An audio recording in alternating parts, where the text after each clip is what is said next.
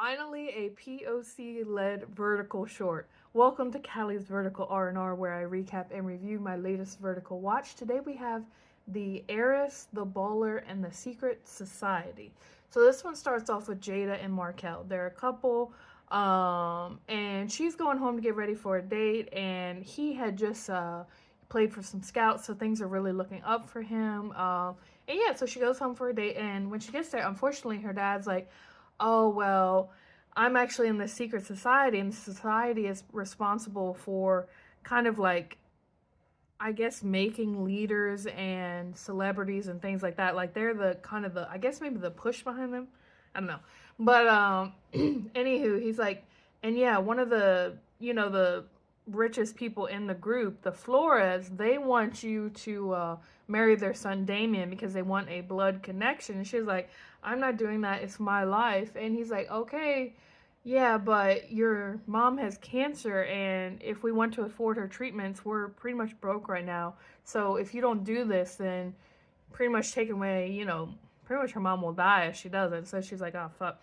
So in here, she ends ties with Markel. And it was so refreshing. Like, he actually questioned it. He was like, what? He's like, no, no, no. He's like, is someone making you do this? It doesn't make right. Like, he actually questioned it. I was like, thank you. But of course, she can't say anything. So he gets dragged off, and 3 years go by. And then the Banks, which is her parents, I believe was their last name, the dad decides to kind of pull Markel back into the fold, and he recruits him over at their arena or something like that, and pretty much wants him there, because it'll make him more money.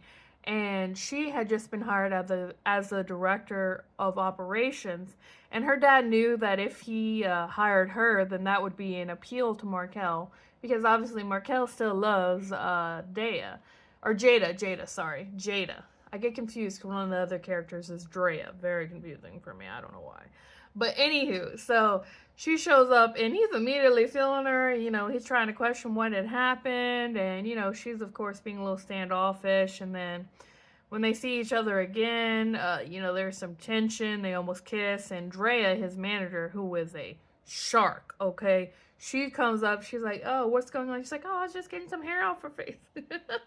And she actually had ended up taking a snapshot of it, and she used it as blackmail later, but we'll get to that. So anywho, they're kind of going back and forth, and finally he's like, oh yeah, he's like, I think I'm going to take this contract with the NBA because I don't think I can, play here with you on the sidelines every day. Because obviously, he's still in love with her. And unfortunately for Jada, like, Damien is a total scuzzball. Not only is he pretty much forcing her to be with him, he's also cheating on her with all these hoes, and she's aware of it too. And he's calling her a whore, which, the irony, you're a whore, sir. Like, excuse me?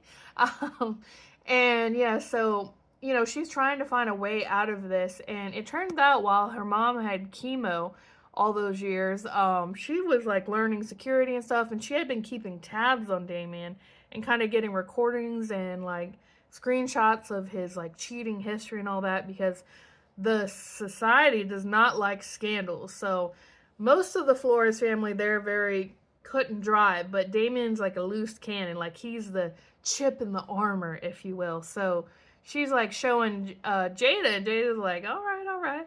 And then it's so funny because there's one situation where Drea, the manager, she comes up and slaps Jada, and she's like, don't mess with my money. She's pretty much telling her to fuck off and, leave Markel alone. And then there's another one where, again, she, like, slaps her. I can't even remember what it was over. But this time, Jada got a nice slap back, and I was like, yes. It was very satisfying. But, anywho, it was funny because Drea's like, oh, yeah, I know what you're doing. You have a hot man like Damien. And she's like, why are you calling him hot? Like, what? And it turns out that Damien and Drea are fucking, okay? And they kind of have like a little ploy going on their own. Anywho. Oh, and side note, there's a very satisfying scene where Damien's calling Jada a whore, and she pretty much knees him in the nuts. And I'm like, very satisfying. I wish they would do that in verticals more often. But anywho, so eventually Jada and her mom kind of collect enough dirt on the Damien situation, and they pretty much give it to the society, and he's kind of like, I don't know if he's kicked out or kind of like blacklisted or something like that, but pretty much it gets to where that she gets out of the agreement, and then her dad kind of brings Markel into the fold and tells him everything that's going on, and Markel, of course, forgives Jada. And so they're going to like this meeting where the society's kind of confirming everything, and Damien shows up with a gun and goes to shoot Jada, and for once, someone gets their ass whooped, because Markel, instead of letting Jada get shoot, he beats the fuck out of them. And I was like, yes. It was very satisfying. And then, of course, they live happily ever after, and they get engaged at the end.